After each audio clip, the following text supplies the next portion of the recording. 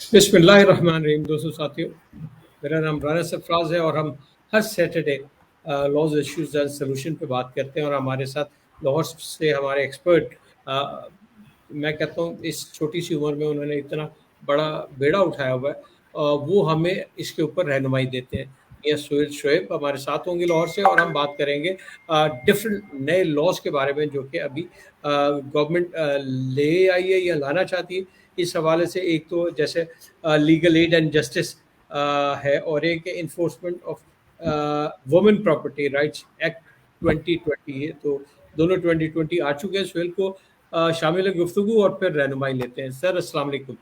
वालेकुम अस्सलाम वरहमतुल्लाहि वबरकातुह। सर ये बताइए, ये जो लॉज हैं ये 2020 में आए हैं, ये इसके क्या बेनिफिट हैं और असल में इनको किस मकसद के लिए लाया गया है? अच्छा, मैं बेसिकली इन दो लॉज के हवाले से बात करने का मकसद भी ये है कि ये दो बहुत ही इम्पोर्टेंट लॉज हैं। अ, और कागजी तौर पे ये बड़ी खुश आइंद बात है कि हमारे यहाँ पर एक स्पेसिफिक डिपार्टमेंट बनने जा रहा है, legal aid and justice department, जिसके अंदर ये होगा कि वो ऐसे साइलान, ऐसे क्लाइंट्स जो कि वकीलों की महंगी फीस को अफोर्ड नहीं कर सकते, उनके ओके। लिए ये एक कंसेशन और ये उनकी सहूलत के लिए ना एक इस एक्ट को legal aid and justice authority act 2020 को जो है ना वो बनाया गया है। और इस एक्ट के तहत जो है ना वो उनको वो ऐसे साइलान, ऐसी पार्टी जिसके पास पैसे नहीं मौजूद हैं या जो लोग फीस अफोर्ड नहीं कर सकते, उनको लॉयर्स प्रोवाइड किए जाएंगे गवर्नमेंट की तरफ से, और वो लोग जो है ना उनके बिहाफ के ऊपर रिप्रेजेंट होंगे। अफसोस की बात ये है कि ये मार्च 2020 के अंदर एक्ट बन चुका है, लेकिन अभी तक इस एक्ट के बनने के बावजूद इसकी कोई इम्प्लीमेंटेशन नहीं है। अभी तक ये नहीं हुआ, और मैं समझता हूँ कि बहुत अच्छा एक्ट है जिसके अंदर ना सिर्फ ये कि क्लाइंट्स को सहूलत होगी, बल्कि वो लॉयर्स जो बेचारे किसी जिनके पास कोई जॉब्स नहीं है, उनके लिए एक ये नई अपॉर्चुनिटी है कि वो अपने आप को प्रूव करें और अपने आप को साबित करें अपनी लीगल सर्विसेज प्रोवाइड करके। तो मेरा ख्याल है कि इस एक्ट के ऊपर हमारे बार मेंबरान को भी आवाज़ उठानी चाहिए, और इन जनरल अवाम को भी, क्योंकि ये अवाम की सहूलत के लिए है। और यस। अफसोस की बात यह है कि अभी तक इस एक्ट को क्यों इम्प्लीमेंट नहीं किया गया, क्या प्रॉब्लम्स हैं, क्या हर्डल्स हैं। इस चीज़ को इम्प्लीमेंट होना चाहिए, क्योंकि अब एक्ट तो एग्जिस्ट कर रहा है, एक्ट तो बन गया हुआ है मार्च 2020 का।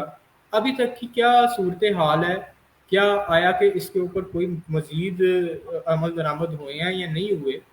तो इस चीज़ को मेरा ख्याल है कि उनको करना चाहिए इस बात के ऊपर, और इस चीज़ को देखना चाहिए कि इस एक्ट की इम्प्लीमेंटेशन जल्द अज जल्द करें, सो दैट सही। कि लोगों के अंदर एक तो सहूलत भी मिले, और दूसरी बात है कि लॉयर्स को जो है वो इस मामले में अपॉर्चुनिटी मजीद मिले कि वो इसके ऊपर जो है ना उनको उनकी रिक्रूटमेंट हो। और सही। दूसरा एक्ट जो है ना जिसको हम ज़्यादा इन डिस्कशन लेके आएंगे, वो है enforcement of women's property right act 2020। मेरे ये बड़ा सवाल सबसे पहले इम्पोर्टेंट, उसी के लिए हैं। बिल्कुल सही। जी, ये बड़ा अहम एक्ट है और ये एक बड़ी अहम डेवलपमेंट है, और ख़ास तौर पे वो ख़वातीन और वो सिविल सोसाइटी के लोग जो कि इस चीज़ को बड़ा निशाना बनाते हैं पाकिस्तान, मुल्क के पाकिस्तान के लिए, कि यहाँ पर जो है वो वुमेन राइट्स के ऊपर वुमेन की राइट्स नहीं प्रोवाइड किए जाते और इन्फ्रिंजमेंट ऑफ राइट्स होती हैं, और यहाँ पर उस तरह से हकूक नहीं सलब कर दिए जाते हैं औरतों के। और उसमें उनका मेन जो आर्ग्यूमेंट होता है ना वो यही प्रॉपर्टी, और जो ख़ास तौर पे विरासती प्रॉपर्टी होती है ना उसके ऊपर होता है। तो खैर उनका ये गिला शिकवा भी जो है ना इस एक्ट ने दूर कर दिया। गो के ये एक्ट इन इट्स इंटायरिटी अभी तक इम्प्लीमेंट नहीं हो सका, उसके अंदर कुछ हर्डल्स हैं जो हम थोड़ी देर तक इसको भी डिस्कस करेंगे। लेकिन सबसे इम्पॉर्टेंट बात यह है कि इस एक्ट के तहत जो है ना स्पेशल ओम्बड्समैन बना दी गई हैं। एक्ट का नाम मैं दोबारा रिपीट कर देता हूँ, ये जी है जी। Enforcement of women's property rights act 2020। ठीक है, इसके मुख्तलिफ जगहों पे इदारे बना दिए जा चुके हैं, जिनमें लाहौर है, इस्लामाबाद है, और इसी तरह कराची है और पेशावर है। ये 4 मेन जो है ना अभी बनाए गए हैं। और इसके अंदर जो बुनियादी तौर पे कोई भी केस जो कि अभी तक कोर्ट, किसी सिविल कोर्ट के अंदर पेंडिंग नहीं है, उसकी जो है ना कंप्लेंट उस प्रॉपर्टी के पर्टेनिंग जिससे खातून को डिप्राइव किया गया है या उसको उसका पोजेशन नहीं दिया जा रहा, उसको उसके पोजेशन से महरूम किया जा रहा है, वो कंप्लेंट फाइल कर सकती है ओम्बड्समैन में कि, और उसके अंदर ये होगा कि ओम्बड्समैन जो है ना उसको देखने के बाद इसके अंदर नोटिस दूसरी पार्टी को इशू करेंगी और इसको रेफर करेंगी डेप्यूटी कमिश्नर को, जो कि इसके ऊपर प्रॉब या इन्वेस्टिगेशन करेगा। डेप्यूटी कमिश्नर जो है ना कंप्लेनेंट और उसके मुखालफिन को करेगा, नोटिस करेगा।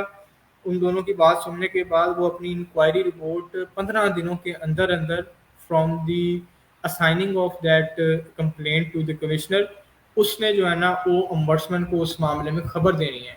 फिर उसके अंदर ये होगा कि दूसरी पार्टी उस पर ऑब्जेक्शन फाइल कर सकती है, जो एडवर्सरी है, डिफेंडेंट है, सॉरी रिस्पोंडेंट्स हैं, वो इसके अंदर जो है ना वो अपना रिकॉर्ड अपना कोई ऑब्जेक्शन फाइल कर सकते हैं अगर वो समझते हैं। ये दोनों पार्टीज ऑब्जेक्शन फाइल कर सकती हैं, जिसको जो है ना विद इन 60 डेज जो है ना फिर डिसाइड किया जाएगा।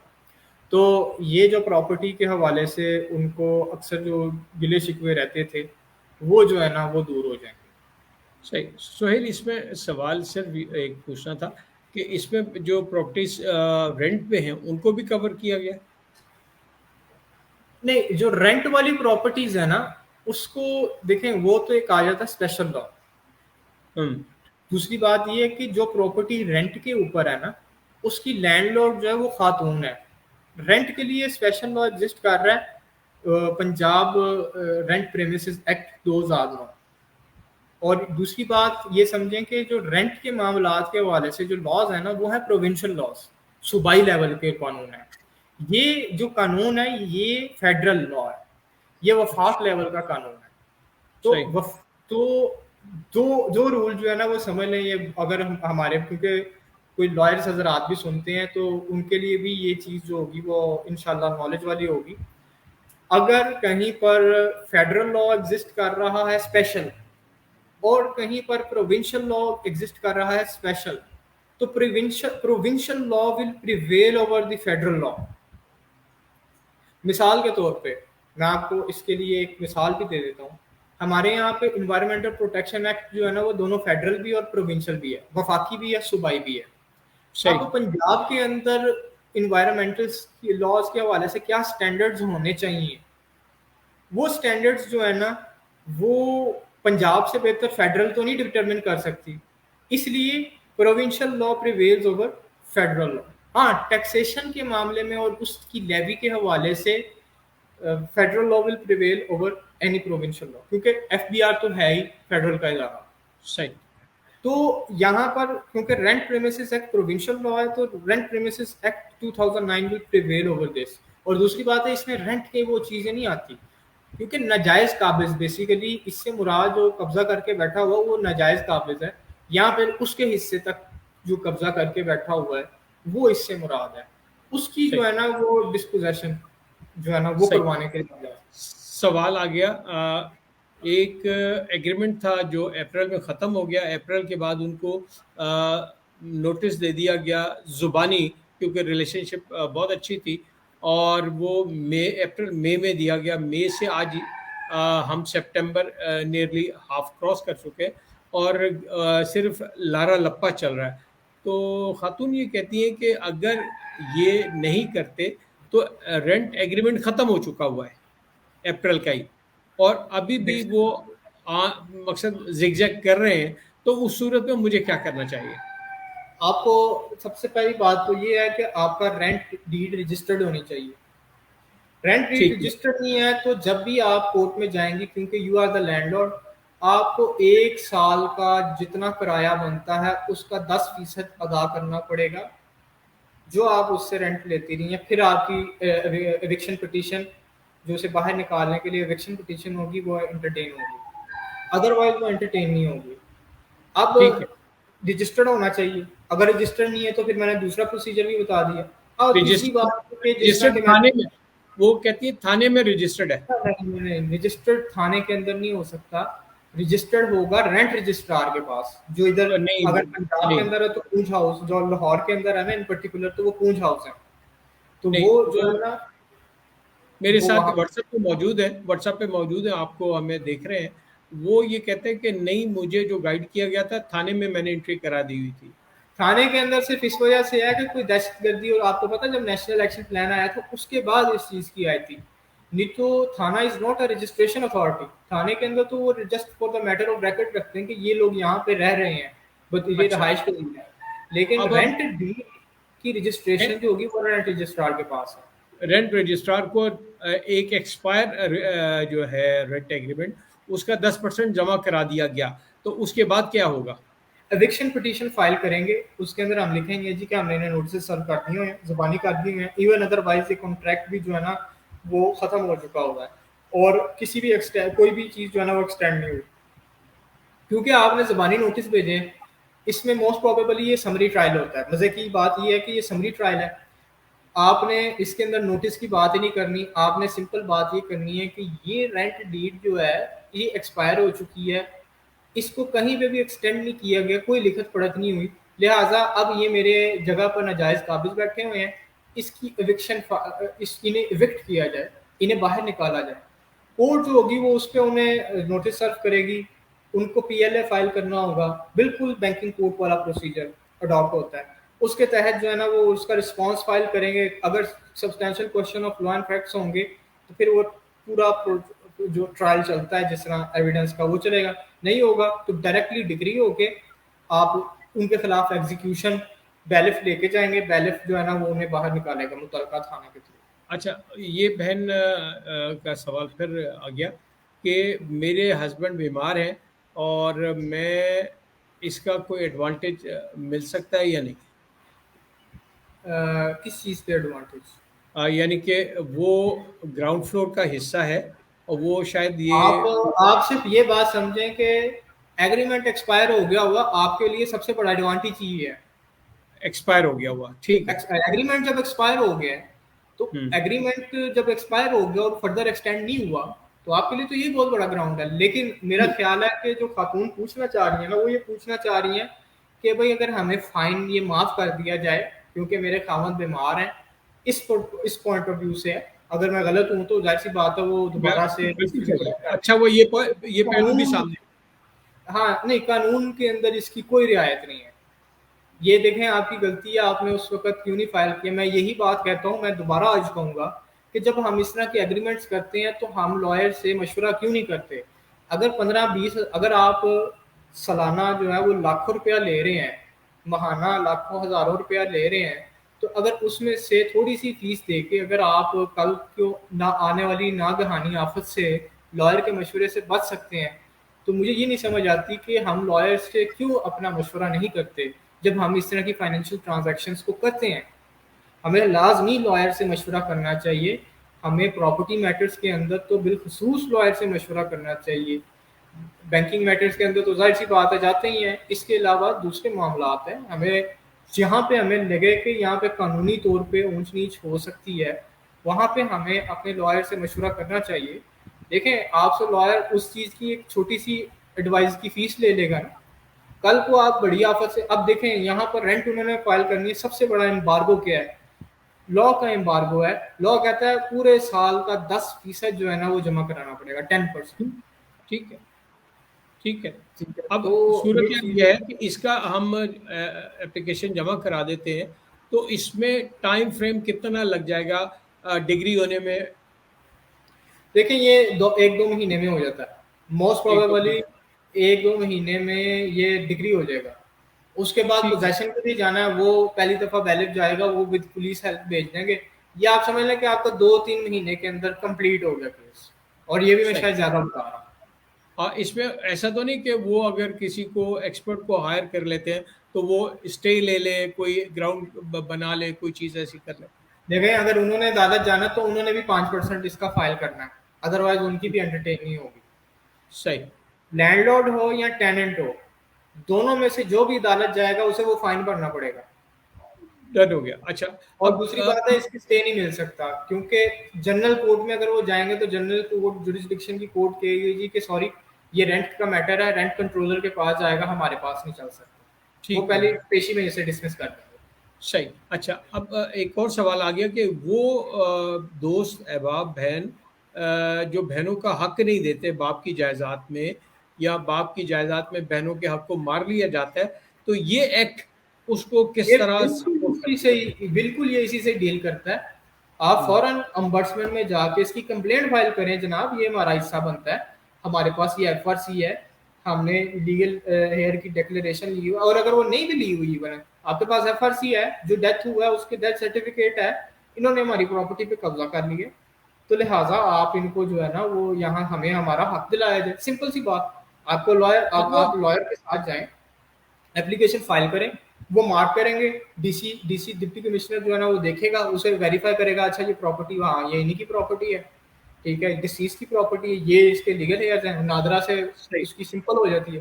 तो मेरा ख्याल सही। है कि ये एक्चुअली एक्ट बना ही इन लोगों के लिए है जिनका राइट खाया जाता है, इसी इसी अच्छा, के लिए बनाई है। इसमें दो जिक्र आ गए। ये पंजाब के किसी इलाके का है, इन्होंने कहा पंजाब का इलाका है, मैं नाम नहीं बताना चाह रहा। बेसिकली दो भाई हैं, एक मेंटली रिटायर्ड है, तीन बहनें हैं, और माँ और बाप दोनों फौत हो गए, और जायदाद कहते हैं कि अच्छी वसी है, और एक ही भाई ने सारा कब्जा कर लिया, और बहनों को ये कह दिया कि हमने आपको ब्याह दिया तो आपका हक आपको दे दिया गया था शादी के वक्त ही। तो अब ये सूरत हाल है कि जायदाद काफ़ी है, और एक ही भाई काबिज है, और भाई भी छोटा है, बहनें बड़ी हैं, तो इस सूरत में ये यकीनन कानून उनको सपोर्ट करेगा। बिल्कुल सपोर्ट करता है, 100% करता है। शादी कर देना तो ये कोई उनका कोई एहसान तो नहीं है। खैर कानूनी अगर बात करें, कानूनी तौर पे इस चीज़ की कोई वैल्यू नहीं है, ये कोई दलील नहीं है। लेकिन एक प्रॉब्लम यहाँ से अब मैं आपको बता देता हूँ, जो प्रॉब्लम अराइज होती है, वो प्रॉब्लम ये है कि उन्हें लाहौर आना पड़ेगा इस केस को परस्यू करने के लिए। अच्छा, द इसका लाहौर में प्रॉब्लम ही इज होगा? जो मैं आपको उस वक्त बात कर रहा था ना, कराची, लाहौर, इस्लामा, इनके मेन इदारे बस यहाँ पे है। इनको ओके। चाहिए कि हर शहर के अंदर ये बनाएं, क्योंकि से क्या सिर्फ खवातीन लाहौर में रहती हैं, क्या सिर्फ खवातीन इस्लामाबाद में रहती हैं, क्या कराची में सिर्फ रहती हैं, बाकी भी तो है ना शहर, और बताओ। ज़्यादातर प्रॉब्लम्स वहाँ पे आती हैं। यहाँ पे तो फिर हाई कोर्ट है, यहाँ पे तो फिर हर चीज़ जो है ना वो अवेलेबल है। तो बात ये है कि अभी तक जो मैंने आज से 2 हफ्ते पहले तक जब पता किया था, तब तक कोई भी इसके अलावा इन्होंने सब ऑफिसेस नहीं बनाए हुए इसके। खुशाब से एक हमारे ये फीमेल ही है, खुशाब से व्हाट्सएप है, वो ये कहते हैं कि मेरी जायदाद शादी के वक्त मुझे दिखाई गई थी, मेरे वालिद ने मुझे बता दी थी कि तुम्हारा बेटा इतना हिस्सा है ज़मीन में, और शादी होने के बाद काफ़ी अरसे बाद जब वालिद की डेथ होगी, तो मेरे भाइयों ने और मेरी वालिदा ने एकदम ही इनकार कर दिया। वालिदा अंडर द इन्फ्लुएंस है भाइयों के, कि बेटा तुम्हारा अब जायदाद में कोई हिस्सा नहीं है, तो क्या मुझे भी लाहौर आना होगा? जी बिल्कुल, लाहौर आना होगा। तो ये जो हम बहनों को कहते हैं ब्याह दिया है, या कुरान के साथ सिंध में उसकी शादी कर दी जाती है, या ऐसे मामला किए जाते हैं, तो इनमें आपको पता है हम ज़ात पात में जुड़े हुए लोग हैं, बैकग्राउंड हमारे गांव के होते हैं, और कहीं ना कहीं हमारा जो प्रेशर है बहनों पे या बेटियों पे वो बहुत ज़्यादा होता है। तो अगर बहनों को या बच्चियों को कोई लीगल एड लेनी हो इस सिलसिले में, तो लीगल एड मिल सकती है? बिल्कुल ये लीगल एड मिलती है, और ये कानून जो मैं दोबारा रिपीट करूंगा, इसके ऊपर तो होना तो चाहिए। अभी तक देखें वो इम्प्लीमेंट ही नहीं ना हुआ, उसका कोई दफ्तर ही कायम नहीं हुआ। यही तो सर, चीज जो है ना, मैं इसी चीज को, और मैं चाहता हूँ कि हमारे व्यूवर्स जो है ना, इसको ज्यादा से ज्यादा प्रोग्राम जो देख रहे हैं, मैं उनसे रिक्वेस्ट करूंगा इसको शेयर करें। ये सिर्फ आपकी अवेयरनेस के लिए है, या आपको आम किसी दुनिया न्यूज देख लें, जियो न्यूज देख लें, कोई भी न्यूज चैनल देख लें, कोई भी टॉक शो देख लें, आपको वो लोग नहीं बताएंगे, क्योंकि उनको सिर्फ और सिर्फ सियासी तौर पे ये सारी चीजों का दिखाना होता है। मैं चाहता हूं कि ये जो जो लोग देखें इसे शेयर करें, अवेयरनेस पैदा हो लोगों में, लोगों को पता लगे जी कि कानून एग्जिस्ट कर रहा है, लेकिन अभी तक उस कानून के ऊपर कोई भी इम्प्लीमेंटेशन नहीं है, एक भी दफ्तर कायम नहीं किया गया। यहाँ पर लोग जो है उनको बेरोजगार बैठे हुए हैं, यहाँ पर लोगों को जॉब्स नहीं मिल रही, और फिर सोने पे सुहागा अगर उनके ऊपर इस तरह के केसेस बन जाएं या उनको कोई इस तरह का केस करना पड़ जाए तो वकील की महंगी फीस वो पे नहीं कर सकते, फिर वो क्या करें, खुदकुशी कर लें। क्योंकि सही। हमारे प्राइम मिनिस्टर साहब कहते हैं ना कि सुकून तो सिर्फ कब्र में है। ठीक है, तो क्या वो कब्र में चले जाएं फिर इस सुकून के लिए? आपने एक कानून बनाया, कम से कम उसके ऊपर इम्प्लीमेंटेशन तो करें। तो क्यों नहीं इसमें है? एडमिनिस्ट्रेशन की कोताही है ना, हुकूमत की कोताही है। ऑफ कोर्स ये हुकूमत की कोताही है। कानून मौजूद है और हुकूमत उसको इम्प्लीमेंट करने कानून में मौजूद नाकाम है। देखिए यही चीज मैं चाह रहा हूँ, उन्हें उन्हें चाहिए कि वो यहाँ देखें। एक और मैं सजेशन दे देता हूँ, वो मुख्तारनामा खास यहाँ पर किसी को प्रोवाइड कर दें कि वो उनके बिहाफ के ऊपर ये दरखास्त फाइल कर दे। उसके अंदर FRC, family registration certificate, death certificate, वो प्रॉपर्टी जिसके मुतलिक आप कह रहे हैं वो उसका सर्टिफिकेट। अब तो खैर मैंने हमारे पिछले शोज में मैंने बताया था कि अब तो आपको अदालत जाने की जरूरत ही नहीं है ये डिक्लेरेशन लेने के लिए, सक्सेशन सर्टिफिकेट के लिए।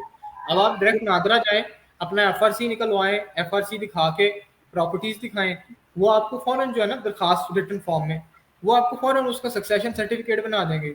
आपने मुतलका के पास जाना है, जो भी आपका मुतलका है, पटवारी है अगर प्रॉपर्टी एग्जिस्ट कर रही है, LD है या कोई भी मुतलका इदारा, उनके पास जाए, उन्हें कहें जी हमारे नाम पे चढ़ाएं, ये बाकी लीगल एयर्स हैं, हमें कानूनी वारिस बनाएं इसका।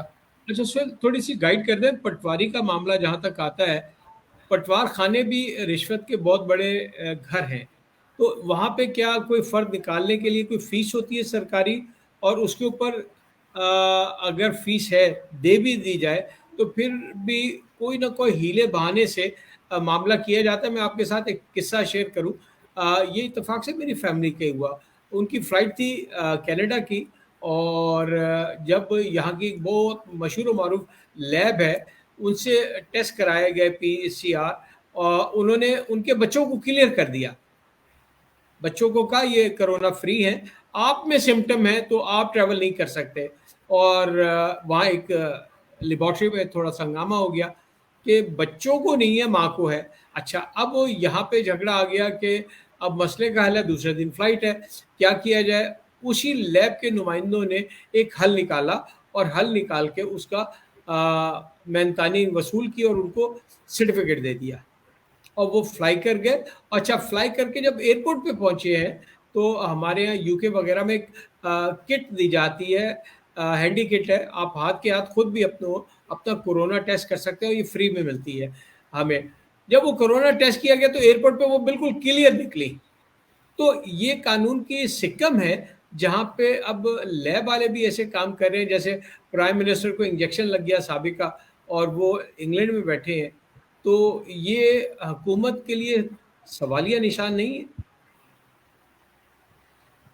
मैं इसके अंदर ना पहली बात यह कि आपने जो पटवार की बात की, तो देखें सिर्फ पटवार नहीं, आप थाने, इवन हम कोर्ट्स के अंदर काम करते हैं, आप कोर्ट्स, अलगर्ज आप किसी भी इदारे में जाएं, मासिवाय चंद कॉर्पोरेट इदारे जो अब बन गए हुए हैं कॉर्पोरेट किस्म के, लाइक SCCP हो गया, पाकिस्तान टेलीकम्युनिकेशन अथॉरिटी हो गया, ये ज़रा सोफिस्टिकेटेड से कॉर्पोरेट स्टाइल में रन करने वाले इदारे हैं।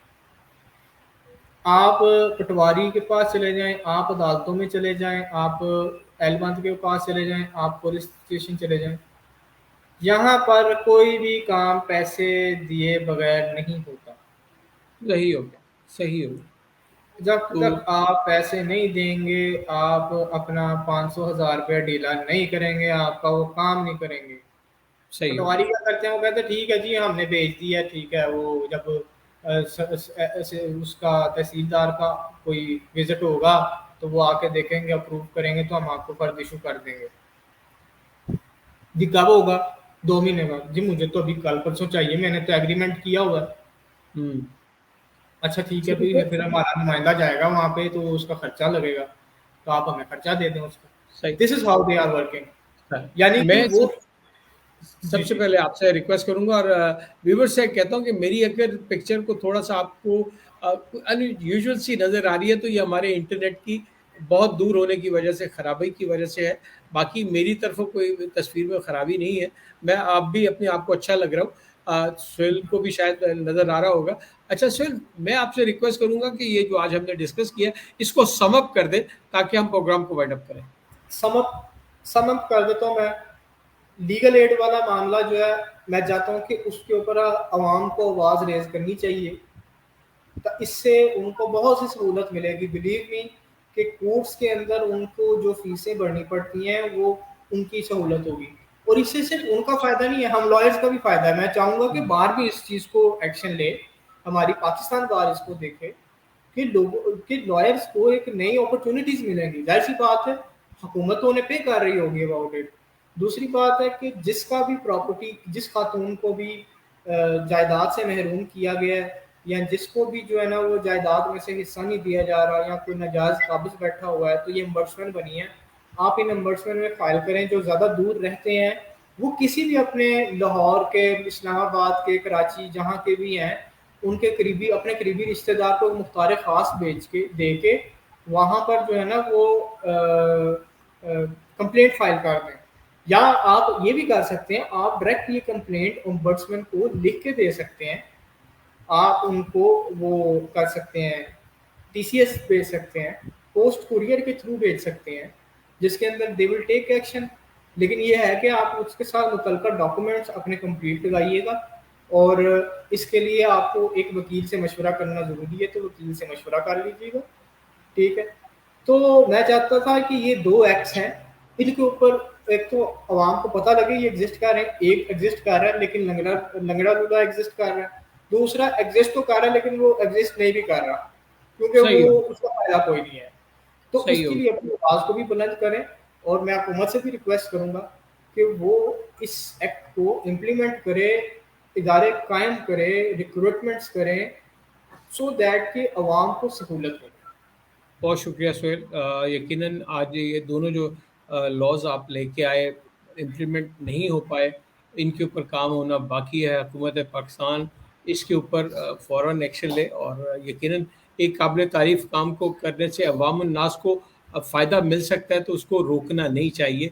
इसको होना चाहिए और फ़ौरी तौर पे होना चाहिए। और आपका बहुत शुक्रिया कि आपने इस अहम मसले की तरफ तवज्जो रखी और दिलाई, और उसके ऊपर आपने बड़े मुफ़स्सल अंदाज़ में हम लोगों को रहनुमाई भी दी। यकीनन इससे बहुत सारे लोगों को फ़ायदा होगा। जैसे देखते ही 3 हमारे मैं समझता हूँ तीनों हमारी फीमेल देखने वाले थे, और उन्होंने अपने इश्यूज़ को उसी वक़्त डिस्कस कर लिया। तो यकीनन फ़ायदा तो है, और इस फ़ायदे के लिए सारी एक्सरसाइज़ है जो कि मैं और आप करते हैं। इसमें आपको अल्लाह सलामत रखे, तरक्की दे। अगले हफ़्ते फिर मुलाकात करेंगे इंशाअल्लाह नए कानून के साथ और नई रहनुमाई के साथ। ठीक है जी? इजाज़त चाहेंगे? ठीक है, इजाज़त चाहते हैं। अल्लाह की शुक्र, अल्लाह की इज़्ज़त व अमान में।